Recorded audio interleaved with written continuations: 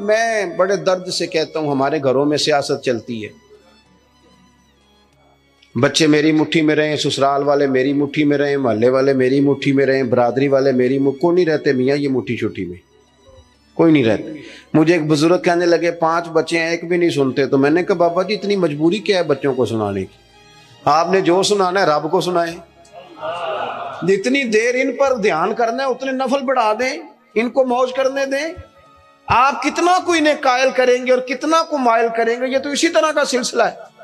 جتنی سیاست ہم لڑاتے ہیں نا لوگوں کو سیٹ کرنے میں، اگر اس سے آدھا وقت بھی اپنے رب کو راضی کرنے میں لگائیں نا تو رب راضی ہو جائے تو لوگوں کے دلوں میں محبت پیدا فرما دیا کرتا ہے۔ نظریاتی بنے، توجہ، اتنی بندوں پہ توجہ کرنا، اتنی سیاست کرنا، اپنے آپ کو ہر وقت لوگوں میں گڈ بک میں، کوئی ضروری ہے کہ سارے لوگ ہمیں اچھا ہی کہیں؟ کوئی ضروری ہے؟ کوئی ضروری نہیں۔ کوئی ضروری ہے کہ ہر وقت آپ یہی کہیں کہ ہر کونے سے میری تعریف ہی اٹھے؟ کوئی ضروری نہیں میرے بھائی۔ نظریاتی ہو جائیں، توجہ اللہ رسول کی جانب، توجہ اللہ والوں کی جانب۔ باقی یہ دنیا کی سیاست اس میں تھوڑی کمی بھی لائیں۔ دیکھیں رسول پاک صلی اللہ علیہ وسلم نظریہ کیا دیتے ہیں؟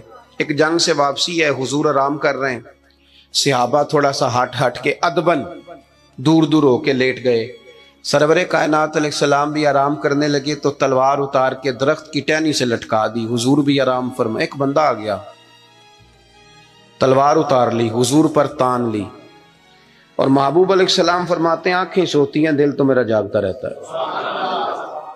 اس نے تلوار تان لی۔ اللہ کرے میں آپ کو بات سمجھاؤں، بھئی اچانک کو یہاں بندوق رکھ دے، اس وقت ہم نے دیکھنا ہے کہ بلڈ پریشر کتنا ہو گیا ہے، پھر دیکھنا ہے کہ اس وقت خون کے مد و جزر کا کیا حال ہے۔ اچانک وہ دیکھو نا میرے عزیز، رات کو 2 بجے ویسے ہی چھت پہ بلی ہو اور بندے کو کہہ دے کہ چور ہے، تو مجھے بتائیں حال کیا ہوتا ہے؟ ویسے انسان کی نفسیات ہے نا۔ لیکن جو نظریاتی بندے نا، نظریاتی، ڈاکٹر نے کہہ دیا، ایک بندہ نظریاتی نہیں تھا، ڈاکٹر نے کہہ دیا تو ہفتے میں مر جائے گا، تو وہ 3 دنوں میں مر جاتا ہے۔ ایک نظریاتی ہے، ڈاکٹر نے کہا 1 ہفتے کے بعد آپ دنیا سے رخصت ہوں گے، تو اس نے کہا ڈاکٹر صاحب آپ جو کہہ رہے ہیں اپنے علم کے مطابق کہہ رہے ہیں، ہونا وہ ہے جو میرے رب کریم نے چاہنا ہے۔ یہ کئی سال بھی نکال سکتا ہے، شرط یہ ہے کہ ہم نظریاتی ہوں۔ ہماری سیاست ہی ختم نہیں ہوتی ہے کہ جگہ میں خود جاتا ہوں بندے راضی کر رہا ہوں، جہاں میں نہیں گیا وہاں بیٹا بھیجا، تو ولیمے پہ ہویا، چھوٹے بھائی سے کہا تو فاتحہ کہا، سارا دن بندے راضی کرنے میں وہ پھر نہیں راضی ہوتے۔ حضرت مولا علی فرمایا کرتے تھے یہ اس طرح ہے جس طرح چرواہے کی بکریاں ہیں، ادھر والی گھیر کے لاؤ تو ادھر والی نکل جاتی ہے، ان کو گھیرو تو ادھر والی نکل جاتی ہے۔ تو ضرورت کیا ہے؟ رب کی جانب توجہ کرنا، اللہ پہ بھروسہ کرنا۔ اس نے تلوار حضور پہ تان لی، او بھائی کیا ہوا ہے؟ آپ کو عرض کیا آپ خاموش ہوں، اللہ آپ کو خوش رکھے اور یہ آنا جانا بھی بند کریں، آپ کو اللہ تعالیٰ بڑی ساری جزائے خیر دے۔ کچھ بندے بزدل ہوتے ہیں، انہیں تقریر نہ بھول جائے کہیں۔ آپ میری بات سنیں، آپ کی مہربانی، اللہ آپ کو سلامتی عطا فرمائے۔ میں نے جتنی بات کر لی ہے شاید اتنی بھی نہ کروں، اس سے کم کروں، لیکن چاہتا یہ ہوں کہ میری نہیں ہے نا، اللہ رسول کی ہے، تو اللہ رسول کی بات اپنے دامن میں بڑا ادب رکھتی۔ عزیز بھائیو، اس نے تلوار حضور پہ تان لی، سرکار نے مقدس آنکھیں کھولی۔ تو میں بتا چکا ہوں کہ اگر ہم پر کوئی پستول تانے تو شاید سارا وجود کانپنے لگے۔ اس نے تلوار تانی، حضور کی مقدس آنکھیں کھلی، کہنے لگا آپ کو مجھ سے کون بچائے گا؟ قربان جائیں، حضور نے مسکرانا شروع کر دیا۔ زندگی نظریاتی بن جاؤ، زندگی ہنس کے گزر جائے گی ساری، لیکن اگر نظریاتی نہیں ہونا تو پھر تو بھائی کاروبار پہ نقصان پہ بھی ہارٹ اٹیک ہو جاتا ہے۔ پھر تو میرے عزیز نوکری سے جواب ہو جائے تو لوگ مریض ہو جاتے ہیں شوگر کے۔ اگر آپ نظریاتی ہیں تو جی لیں گے۔ اس نے کہا کون بچائے گا؟ تو محبوب مسکرا کے فرمانے لگے یہ تو نے عجیب بات کر دی، مجھے میرا رب بچائے گا۔ اللہ کے نام میں طاقت ہے، اللہ کے نام میں قوت ہے، اللہ بچائے گا۔ بس حضور کی زبان نور سے یہ جملے نکلے، اللہ بچائے گا۔ ان لوگوں سے ڈرنا چاہیے جو اپنے فیصلے رب کے حوالے کرتے۔ اچھا وکیل کرنے کے پیسے نہ ہوں، سفارش کے پیسے نہ، اور معاملہ اللہ پہ چھوڑ دیں، ان سے ڈرو۔ انہوں نے سب سے بڑے کورٹ میں مقدمہ دائر کرا دیا۔ حضور فرمانے لگے رب بچائے گا۔ بس ان لفظوں میں کیا اثر تھا، بندہ کانپنے لگا، تلوار ہاتھوں سے گر گئی، سرکار نے اٹھا لی، فرمایا لو بھائی مجھے تو رب نے بچا لیا ہے، اب تو بتا تجھے کون بچائے گا۔ آپ زندگی میں اگر نظریاتی ہیں تو آپ زندہ ہیں، اور اگر آپ لگے ہوئے ہیں کہ اوہو کیا بنے گا، میری کون سنے گا، گاؤں چھوٹا ہے، میں بات کر بھی لوں گا تو کہاں پہنچے گی، تو کون ہوگا، تو کیسے ہوگا، تو یہ تو کمزوری ہے۔ آپ کے ذمے تو کہنا ہے، پہنچانا تو اللہ کریم کی بارگاہ کرم کے فضل کا نتیجہ ہے، یہ اللہ بچائے گا۔ اس کے ہاتھ سے تلوار گر گئی، حضور نے اٹھا لی، فرمایا مجھے تو رب نے بچا لیا ہے، اب تو بتا تجھے کون بچائے گا۔ کہنے لگا حضور میں نے سنا ہے آپ بڑے ہی معاف کرنے والے ہیں، آپ صحیح بتاؤ، ایک بندہ میرے اوپر تانے پستول، تھوڑی دیر کے بعد قابو آ جائے تو وہ مجھے کہے جی آپ تو نیک آدمی ہیں چھوڑ دیں، تو میں کہتا ہوں قابو آ گیا تو میں نیک ہو گیا ہوں، پہلے تو بندوق لے آیا تھا۔ لیکن یہ حضور سید عالم صلی اللہ علیہ وسلم کے ضرف کی، حوصلے کی، اور محبوب کے دل نور کی بڑائی دیکھو کتنا بڑا ہے۔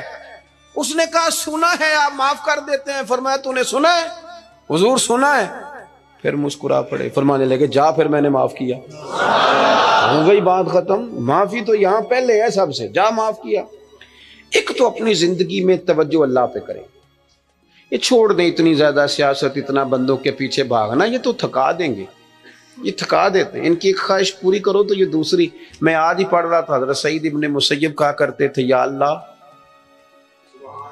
یہ بڑوں کی آرزوؤں سے بھی بچانا، ان کی آرزویں بڑی ہوتی ہیں، روز نہیں ایک آرزو۔ اور حضور دعا مانگا کرتے تھے، نبی کریم علیہ السلام، مسند امام احمد بن حنبل میں موجود ہے، اللہ کے محبوب فرماتے تھے اے اللہ اس آرزو سے بچا جو آرزو ایک اور آرزو میں مبتلا کر دے، وہ خواہش جو اور خواہش میں ڈال دے۔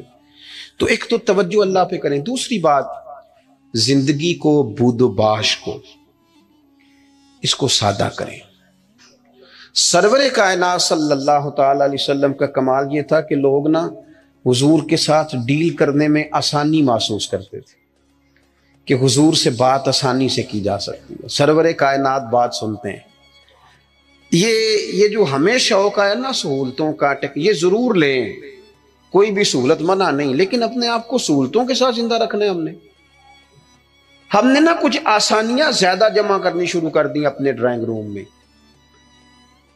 سردیوں میں ہیٹر ہے، گرمیوں میں اے سی ہے، اور ہر شہر ریموٹ کنٹرول ہے، اٹھنا نہ پڑے بیڈ سے، توبہ توبہ، اور واش روم بھی اٹیچ ہے۔ اتنی سہولیات جمع کرنا چاہتے ہیں، بس نہیں چلتا، ورنہ جو ہم لا سکتے ہیں وہ تو ضرور آتا ہے۔ اس سے زیادہ جب آپ اتنی آسانیوں کے عادی ہو جاتے ہیں نا میرے عزیز، تو پھر آپ نظریاتی نہیں رہتے، پھر آپ کو قابو کیا جا سکتا ہے، پھر تو ڈاکٹر کو بھی ایسی دے کے تحفے میں تو مرضی کی دوائی لکھوائی جا سکتی ہے۔ حالانکہ اس معاملے میں سفارت چلنی چاہیے، صحت والا معاملہ تو ٹھیک ہونا چاہیے نا، لیکن ڈاکٹر اگر بڑا ہے تو اسے چابی دیں کمپنی والے گاڑی کی، تو اسی کمپنی کی دوائی لکھ دے گا، اللہ ماشاءاللہ۔ جب آپ نظریاتی ہیں، تھوڑے پہ آپ کو گزارا کرنا آتا ہے۔ حضور صلی اللہ علیہ وسلم نے نا ہمیں اپنی سیرت کے تعلق سے جو دوسرا بڑا نظریہ دیا وہ یہ ہے، آپ کو میری باتوں کی سمجھ آ رہی ہے؟ جو نہیں بولتے انہیں بھی آ رہی ہے؟ حضور نے ہمیں اپنی سیرت نور سے ایک پیغام دیا ہے کہ دنیا میں تمہارے مکانات نہیں، تم نے یہاں رہنا ہے مسافروں کی طرح۔ تمہارے لیے نا عالی شان محلات اور تمہاری مرضی کی آسانیاں اور سہولتیں وہ ساری رب نے جنت میں تمہارے لیے تیار کی ہیں، وہاں تمہیں من چاہی چیزیں ملیں گی۔ یہاں تم نے مسافروں کی طرح، کن فی الدنیا کانک غریب و عابر سبیل، مسافر کی طرح، راہ گیر کی طرح وقت گزارنا ہے۔ آپ نے کبھی دیکھا ہے کہ بس اسٹاپ پہ جہاں بندے کھڑے ہو کے بس کا انتظار کرتے ہیں، وہاں کبھی کسی بندے نے جگہ خرید لی ہو کہ یہاں اکثر کھڑے ہونا پڑتا ہے تو چلو جگہ تھوڑی خرید لیتے ہیں؟ خریدتا ہے کیوں؟ اسے پتہ ہے کہ بس آئی تو میں نے چلے جانا ہے۔ प्लेट फार्म पे, रेलवे स्टेशन पे कभी किसी बंदे ने जगह खरीदी है कि यार अक्सर आना जाना पड़ता है तो चलो थोड़ी खरीद लेते हैं? कभी खरीदी है? एयरपोर्ट पे ना मैंने ये देखा है कि आप अपना बैग रख के, हैंड कैरी सामान रख के आप किसी कुर्सी पे जाएं ना, और आप वॉशरूम से होके या किसी तभी हाजत से होके वापस आए तो वहां को बंदा और बैठ गया हो तो बंदे झगड़ा नहीं करते, चुप करके अपना सामान उठाते हैं दूसरी जगह पे। क्यों नहीं करते? उनको पता है कि फ्लाइट आई तो मैंने यहां रट्टा डालने की जरूरत क्या है? आप नबी करीम अलैहिस्सलाम की बात को समझें। हुजूर ने फरमाया कि तुमने यहां मुसाफिर के तरह रहना है। मुसाफिर को 2-2 मरले के लिए झगड़े खड़े करते हैं, वो कुछ 6-6 इंच के लिए रट्टे डालते हैं। उनको तो पता है कि हजरत इजराइल ने आना है और हमने चले जाना है। इसलिए हजरत बिलाल हबशी रदी अल्लाह ताला अन्हु बड़ा अरसा रहे मदीना तैयबा, 10 साल रहे, उन्होंने कोई मकान नहीं बनाया। एक हुजरे में वक्त गुजर गया, को बताए कि शादी से पहले मौला अली शेर खुदा का मकान कहां था, को बताए कूफे में कितनी जायदादें बनाई उन्होंने, कहां मोहल्लात तामीर किए उन लोगों ने। उनको पता था, उनको पता था हजरत उमर पर 80 दिनार का कर्जा था। उन्हें पता था कि जब हुजूर आए थे ना मेराज की रात, तो मुझे बताया था कि उमर मैं तेरा महल देख के आया हूं। तो जब हुजूर देख आए थे तो फिर उन्होंने यहां बनाया। ये नजरियाती बात है, इसको आपने समझना है। हमारे यहाँ ये अभी कोरोना आया ना, पैनिक फैल गई, टेंशन डिप्रेशन के मरीज बढ़ गए। आपने नाराज नहीं होना, ज्यादातर वो लोग टेंशन में है जो आसानियों में जीने वाले थे ना। क्योंकि बंदे ने इतनी कीमती कोठी बनाई हो फिर छोड़ के मर जाए, दिल नहीं करता मरने। इतने पैसे जमा किए हो फिर छोड़ के कैसे मरे, दिल ही नहीं करता। वो लोग मुसाफिर थे जिन्होंने सामान बांधे हुए थे, जब रब का हुक्म आएगा हम हाजिर हो जाएंगे। अब ये टेंशन क्यों फैली? टेंशन भी इसलिए फैली कि हम इस्लामी नजरियात को नहीं समझते। और मेरे भाई वो किसी और का अकीदा है कि मर जाएंगे तो फना हो जाएंगे, और का अकीदा है। और मुझसे कुछ सवालात भी हुए उस दौरान। देखो कब्र खड्डा भी है, गड़ा भी है, लेकिन मुझे अपनी डायरेक्शन का पता है, आपको भी अपनी डायरेक्शन का पता है। हमें किसी की ना एक आध खामी का पता होता है, अपनी तो सारी का पता होता है। लेकिन वो अलग बात है कि अपनी खामियों समेत अपने आप से प्यार होता है, और किसी की एक खामी देख के भी उससे प्यार नहीं रहता। अजीज भाई, हमारा ये मसला है कि अगर तो डायरेक्शन हमारी गलत है, काम हमने दोजख वाले शुरू किए में तो कब्र खड्डा है, दोजख के गढ़ों में से गड़ा है। लेकिन अगर डायरेक्शन ठीक है, हलाल हराम की तमीज है, आंख पर, जुबान पर, नफ्स पर कंट्रोल है, फिर कब्र खड्डा नहीं। नजरिया समझो, फिर तो कब्र बाग है। नहीं समझे आप मेरी बात? कब्र बाग में जाते हुए डर लगता है, परेशानी होती है, दिल घबराता है। वो जी कब्र में ऑक्सीजन कहां से आएगी? मैंने कहा जहां अम्मा के पेट में बच्चा होता है तब कहां से आती है? चलें इससे भी और मिसाल देता हूं। कभी अंडा देखा जब उसमें से बच्चा निकलता है? चारों जानिब को जगह होती है ऑक्सीजन की। ये जो बड़े अक्लमंद लोग हैं यहाँ सवाल खड़े करते हैं, उनसे पूछो कि बच्चा तंदुरुस्त भी निकलता है अंडे से और सोना भी निकलता है। तो जिस रब ने वहां उसे संभाल के रखा ना, प्यारी जिल्द बनाई, वो कब्र में भी तेरी बड़ी हिफाजत फरमाएगा, बड़ी हिफाजत फरमाएगा। बुलबारत शाह नहीं मरदे जिन्ना कीतियां नेक कमाइयां ने, नाले अरश फरश्ते बांगा मिलियां, मक्के पै गया शोर। बुल्ले शाह आसान नहीं मरना है ते मर गया ही कोई और, तो कोई और। ये क्या इकबाल भी कहते हैं, मौत को समझे हैं गाफिल इख्तिताम जिंदगी, ये है शाम में जिंदगी, फिर सुबह दवा में जिंदगी। कब्र बाग है, बाग। एक वो है कि खौफ है कब्र में कैसे जाएंगे, वहां क्या बनेगा, बिस्तर कोई नहीं, ठंड बड़ी है, वहां कैसे गुजारा। एक ये है कि वो बाग है। बाग भी आम नहीं, रौदा तुम में रियादिल जन्ना, जन्नत के बागों में से बाग। और बाग आम नहीं जिसके नीचे नहरें रवा हैं, और बाग इतनी शानों वाला है कि पहली आंख खुलेगी तो ज़ियारत चेहरा बद्दुहा की नसीब होगी।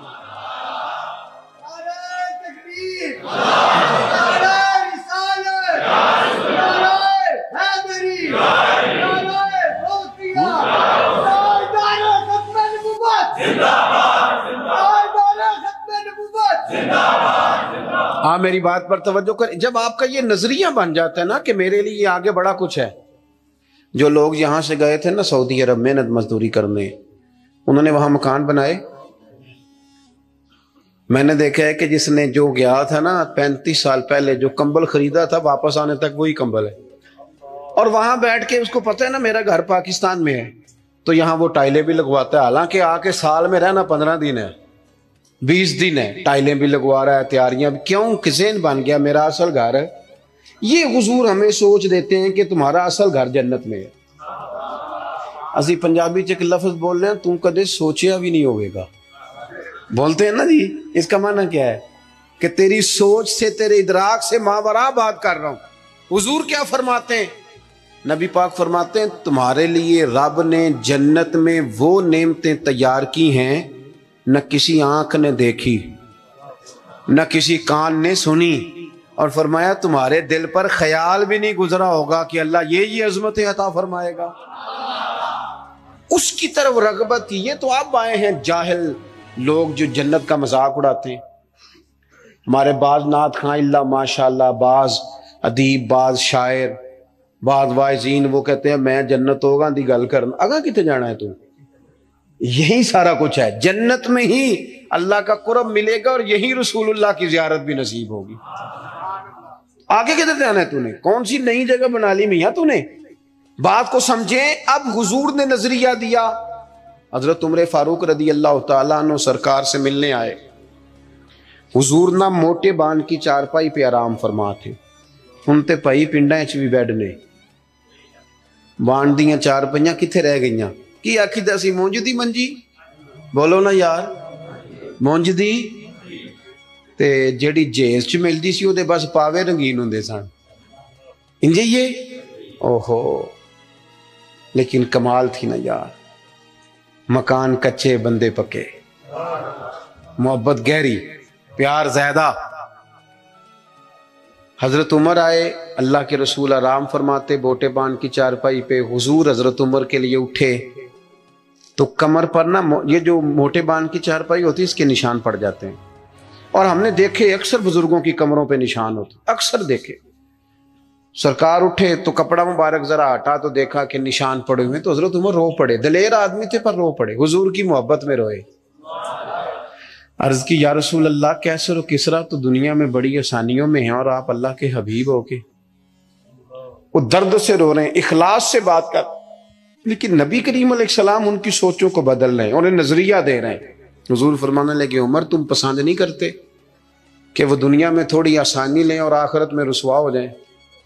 اور یہ پسند نہیں کرتے کہ ہم دنیا میں تھوڑی تکلیف برداشت کریں اور آخرت کی ساری سعادتیں اللہ ہمیں ہی عطا فرما دے؟ اس لیے حضور نے فقر کو پسند کیا، سادی روٹی کو پسند کیا، کچے مکان کو پسند کیا. جب آپ کا نظریہ یہ نہیں بنتا کہ میرے لیے آگے بڑا کچھ ہے، اتنی دیر تک انسان آخرت کی تیاری کا شوق پیدا نہیں کرتا.